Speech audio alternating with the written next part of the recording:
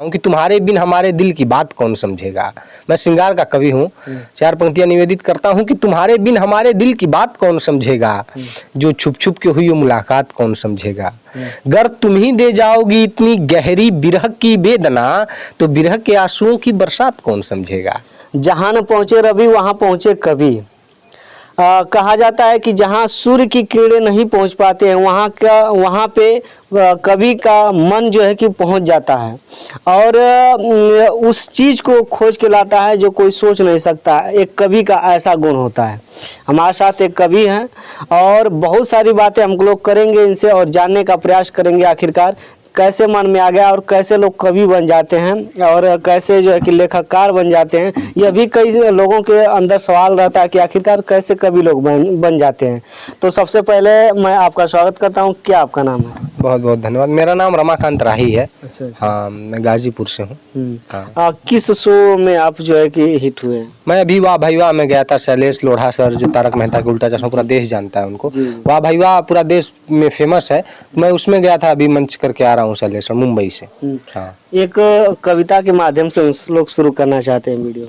हाँ, कविता मतलब कि वही है, मैं जो सबसे ज़्यादा सुनी जाती है लेकिन वो तो गीत है, लेकिन कुछ मुक्तक सुना दे रहा हूँ। मैं उससे पहले सुना दे रहा हूँ कि तुम्हारे बिन हमारे दिल की बात कौन समझेगा। मैं श्रृंगार का कवि हूँ। चार पंक्तियां निवेदित करता हूँ कि तुम्हारे बिन हमारे दिल की बात कौन समझेगा, जो छुप छुप के हुई वो मुलाकात कौन समझेगा। गर तुम ही दे जाओगी इतनी गहरी बिरह की वेदना, तो बिरह के आंसुओं की बरसात कौन समझेगा। तो बिरह के आंसुओं की बरसात कौन समझेगा। और जिसे कि कवि बनने के लिए आपने क्या किया? मैं कवि बनने के लिए मतलब ऐसा नहीं कि मैंने ये सोचा कि ये करूँगा तो कवि बन जाऊँगा, ऐसा कुछ नहीं था। ये अपने से मतलब सफ़र कब शुरू हुआ और मतलब कि कब से मन में आया, बचपन से ही मुझे प्रिय लगता है। मैं यदि कविताएं कोई सुनता हूँ या 2 बार 3 बार सुन तो मुझे याद हो जाता है। मैं नवोदय में पढ़ता था, मेरे एक मैथ के टीचर थे PC राय करके, तो एक बहुत ही लंबी कविता, हम लोग काव्य पाठ होता था मॉर्निंग असेंबली में सुबह, तो मैंने एक बहुत लंबी कविता पढ़ दिया। मतलब टाइमिंग कम टाइम पढ़ना रहता है, मैं ज़्यादा टाइम पढ़ दिया। तो क्लास में आके फिर मुझे सुनाने लगे कि रमाकांत तुमने इतनी लंबी, इतने में तो मेरा कितना फार्मूला याद हो गया होता। मैं बोला कि सर ठीक है, लेकिन मुझे कविताएं जल्दी याद हो जाती हैं। अब इसमें मेरी गलती है या मैं गलती किया क्या नहीं। उन्होंने फिर बताया कि नहीं, इतने में बहुत ज़्यादा मैथ का फार्मूला याद हो गया होता। अब उनका मेजरमेंट होगा, मैथ के टीचर है, लेकिन मुझे तो नहीं पता है कि मुझे कैसे याद होगी कविता, तो मैं नहीं समझ पाता हूँ इस चीज़ को। हाँ, तो आपने जो है कि पहली बार जब आपने लिखना शुरू किया तो क्या मन में आया, कैसे आपने लिखा? देखिए, मैंने पहली बार जब लिखना शुरू किया, मैंने तो बहुत सारे ऐसे प्रयास किया कि नहीं, बहुत सारी चीज़ लिखे भी और उसको ऐसे ही बंद करके रख दिया। लेकिन मैंने अपने आंसुओं से एक गीत लिखा जो मेरे आत्मा से निकली हुई गीत थी। नवोदय पे ही, जब मैं नवोदय छोड़ रहा था, जवाहर नवोदय विद्यालय मऊ, तो उसमें मैं लिखा कि नवोदय मेरी माँ हो तुम, जी करता यहीं समा जाऊं, इस उलझी मुलझी दुनिया को मैं घूम के फिर से आ जाऊं। क्योंकि 7 साल हम लोग जब नवोदय में गए तो हमने घर के लिए रोआ, मतलब रोया पूरा एकदम जोरदार तरीके से रोया, और जब नवोदय से निकले तो नवोदय के लिए रोया। मतलब फिर उल्टा प्रोसेस हो गया पूरा। तो मैंने लिखा कि नवोदय मेरी माँ हो तुम, जी करता यहीं समा जाऊं, इस उलझी मुलझी दुनिया से मैं घूम के फिर से आ जाऊं। तेरी गोदी में मैं पला बढ़ा, मैं पढ़ा बढ़ा मैं मौज किया, अब तुझको छोड़ के हे माते किस और मैं कहाँ जाऊं। मैं लिखा कि अपनी एहसासों को आज बयां करने में पानी पानी हूँ, जो 7 जन्म तक अभिलाषी और 7 साल की कहानी, जो 7 जन्म तक अभिलाषी और 7 साल की कहानी।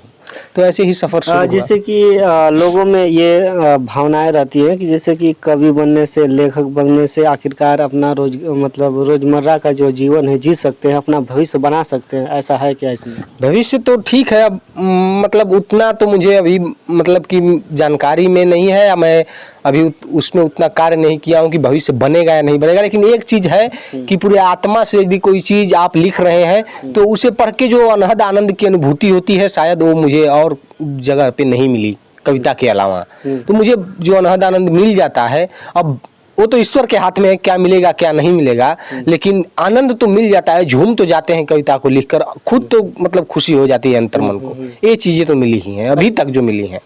जी। अच्छा, आपके पिताजी क्या करते हैं? पिताजी वही है, समाज सेवा करते हैं। हाँ, और कहते क्या है कि मतलब इससे जीवन चल जाएगा? हाँ, वो है कि एक चीज, हाँ तो ये तो है कि रहता है कि नहीं, पहले एक सेफ जोन में खड़े हों, एक नौकरी में, फिर वो तो ये तो जीवन पर्यंत चलता रहेगा। लेकिन यदि एक सेफ जोन में रहेंगे, मतलब कि कोई पेशा रहेगा, अच्छा नौकरी रहेगा, तो लोग पूछेंगे भी, तो ठीक है, मतलब अच्छा है। मतलब पिता कभी बुरा नहीं सोचते हैं, लेकिन हाँ चिंता जरूर रहती है भविष्य की। अच्छा, जैसे कि आप बहुत सारे लिखते हैं लोग, कवि बनते हैं लोग, बहुत सारे लोग, आपका यहाँ से लेके और आपका सफ़र जो है कि उस शो तक कैसे चला गया? जी देखिए, उसका वर्णन तो शायद मैं करने का प्रयास करूंगा, लेकिन पूर्णतः रूप से जो सफ़र रहा है वो तो मैं जानता हूँ, ईश्वर जानता है। और इसके बीच में जो कुछ थोड़ा बहुत जानते हैं शैलेश लोढ़ा सर जानते हैं, लेकिन उसका मैं वर्णन न कर पाऊंगा शायद। लेकिन तो हाँ, संघर्ष के बिना कुछ संभव नहीं है जीवन में, ये है, बिना संघर्ष के कुछ नहीं मिलने वाला। कभी पैर लगा कि अब डगमगा जाएगा? अभी भी लगता है, कभी क्या, अभी भी लगता है, और शुरू में भी लगा, बीच में भी लगा है, शायद आगे भी लगेगा। क्योंकि मतलब कोई चीज़ मिल जाने के बाद उतनी तेजी से छूट भी सकती है। हाँ, तो वो चीज़ें हो सकता है। ऐसा नहीं है कि बहुत अहंकार बोध में कि नहीं मैंने तो ये कर लिया, ऐसा नहीं है। देने वाला ईश्वर है, और हमारे हाथ में जो है, मतलब कहा गया ना कि उद्यमेन ही सिद्ध्यंति कार्याणि न मनोरथ यथा न सुप्तर सिंहस प्राविशन्ति मुख्य मृगा। जिस तरह से सोए हुए शेर के मुंह में हिरण प्रवेश नहीं कर सकता, उसको शिकार करने के लिए उठना पड़ेगा, जगना पड़ेगा। तो इसी तरह से हमें भी संघर्ष करना पड़ेगा, मेहनत करनी पड़ेगी। हम उनको पढ़ें, यदि हमारा मन कभी कभी मतलब कि विचलित होता है, तो मैं दिनकर जी को पढ़ता हूँ। दिनकर जी ने क्या अद्भुत लिखा है। वसुधा का नेता कौन हुआ, भूखंड विजेता कौन हुआ, अतुलित यश क्रेता कौन हुआ, नव धर्म प्रणेता कौन हुआ। बताते भी हैं अगली पंक्ति में कि जिसने न कभी आराम किया, विघ्नों में रहकर काम किया, जब विघ्न सामने आते हैं सोते से हमें जगाते हैं, मन को मनोरते हैं पल पल, तन को झंझोड़ते हैं पल पल, सतपथ पर हमें लगा कर ही जाते हैं हमें जगा कर ही। कहते हैं कि वाटिका और वन एक नहीं, आराम और रण एक नहीं, वर्षा अंधड़ आतप अखंड पौरुष के हैं साधन प्रचंड, वन में प्रसून तो खिलते हैं बागों में साल न मिलते हैं। कंकरिया जिनकी सेज सुधर छाया देता केवल अंबर, विपदाएं दूध पिलाती हैं, लोरी आधियां सुनाती हैं, जो लाक्षागृह में पलते हैं वे ही तो सूरमा निकलते हैं। बढ़कर विपत्तियों पर छा जा मेरे किशोर मेरे ताजा, जीवन का रक्षण जाने दे, तन को पत्थर बन जाने दे, तू स्वयं तेज भयकारी है, क्या कर सकती चिंगारी है। तो इससे बड़ा मोटिवेशन और क्या होगा। कविता ही पढ़ के मोटिवेट भी हो जाते हैं, और मतलब आत्मा भी खुश हो जाती है। अच्छा, आपका जो कि प्रेरणादायक कौन है, यानी कि किससे हिम्मत मिलती है आपको? देखिए, मिला तो बहुत सारे लोगों से, लेकिन जो कविता का बीज मेरे हृदय में निरूपित करने का काम किया, कुमार विश्वास सर ने। कुछ पंक्ति है उनकी? हाँ, कुमार विश्वास सर की बहुत, मतलब कि दुनिया तो भी कोई दीवाना कहता है, कोई पागल समझता है, हमें उलझी हुई है। मैं कह रहा हूँ उलझी हुई है, क्योंकि इससे बेहतर रचना कुमार विश्वास ने इस दुनिया को दिया है। शायद वो 10 साल 20 साल 50 साल 100 साल बाद ये दुनिया समझेगी, जैसे कबीर को जाने के बाद समझा। कबीर ने भी लिखा कि हमन है इश्क मस्ताना, हमन को होशियारी क्या, रहे आजाद या जग से, रहे दुनिया से यारी क्या। कुमार विश्वास सर की मुझे जो साहित्यिक रचनाएं लगती, मांग की सुंदूर रेखा, तुम मुझको करना माफ तुम्हें, मध्यंतिका, उसकी कुछ पंक्तियां मैं सुना देता हूँ आपको। क्या अद्भुत मतलब गीत है, शायद दुनिया में कभी वो मिलेगा। दुनिया वालों ने अभी उलझे हुए हैं, कोई दीवाना कहता है मैं।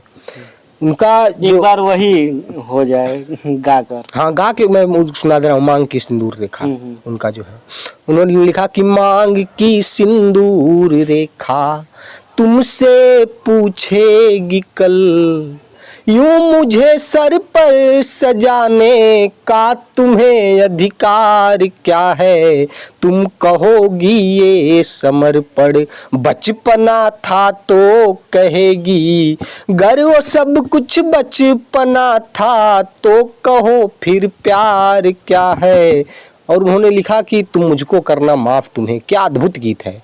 उन्होंने लिखा कि ओ कल्प वृक्ष की सोन जूही, ओ अमल तास की अमल कली, धरती के आतप से निकली मन पर छाई निर्मल बदली, मैं तुझको मधुसद गंध युक्त संसार नहीं दे पाऊंगा, तुम मुझको करना माफ तुम्हें मैं प्यार नहीं दे पाऊंगा।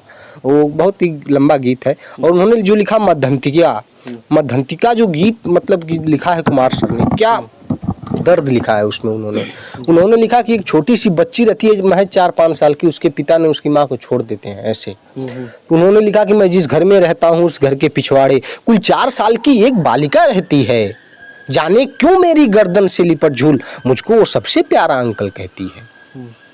बहुत ही अद्भुत, बहुत ही लंबा है। हाँ, तो मतलब बहुत ही अच्छा लगता है। बहुत सारी गीत हैं उनके, सारे तो नहीं पढ़ सकते लेकिन। अच्छा, आपका अब अगला कदम आगे क्या होगा? अगला कदम है वही, जहाँ माँ सरस्वती की कृपा हो, मैं तो बस उसी तरह जैसे पहले लगा था, जैसे पहले दिन था उसी तरह से आज भी लगा हूँ। कविताएं अध्ययन करता हूँ, पढ़ता हूँ, लिखता हूँ और उसको गा के झूमता हूँ। हाँ, उसको मतलब अच्छा लगता है। अच्छी रचना होती है तो मन 3-4 दिन मतलब कि पैर जमीन पे नहीं रहता है, अपने ही गा के लगता है कि नहीं बहुत बेहतर, बहुत अच्छा लिख लिया। लेकिन 3-4 दिन में जैसे क्या होता है कि नया नया कोई चीज़ मिलता है, जैसे आप बाइक चला रहे हैं, नए नए हैं तो खूब चलाने का मन करता है, उड़ाएं खूब, लेकिन 3-4 दिन बाद, 1 हफ्ते 10 दिन बाद मन भरता है। तो ऐसे ही कविता में है, 3-4 दिन तक उसी मतलब कि खुमारी में हम रहते हैं, पूरा एकदम कि नहीं बहुत बेहतर है, ऐसा तो फिर दुनिया में कोई रचना ही नहीं। लेकिन फिर धीरे धीरे वो चीज़ें मतलब सहज होती हैं कि नहीं और भी करना है। उसको सरकार की तरफ से भी बढ़ावा कुछ मिलना चाहिए। हाँ, मिलना चाहिए। सरकार देखिए ठीक है, लेकिन वो एक अपना भी एक गरिमा होनी चाहिए, एक लेवल होना चाहिए। फिर देने वाला तो ईश्वर है, चाहे किसी माध्यम में मिले हो। कई सारे लोग वर्गल किस्म के लोग लिखते हैं। हाँ, लिखते हैं, जरूर लिखते हैं। अश्लीलताएं लिखना हमने सामने से देखा है, हमने जिया है इसको। तो ये कविता में अश्लीलताएं स्वीकार्य नहीं है। मतलब कविता की एक गरिमा है, एक पराकाष्ठा है, उसको बनाए रखनी चाहिए। हमें यही निवेदन है और माँ सरस्वती से भी मतलब निवेदन करूंगा कि लोगों को सद्बुद्धि दे और हमें भी इतनी सद्बुद्धि दे कि हम भी अश्लीलताओं को मतलब कि चिमटे से भी न छू सकूं। मैं उससे दूर ही रहें तो बेहतर है।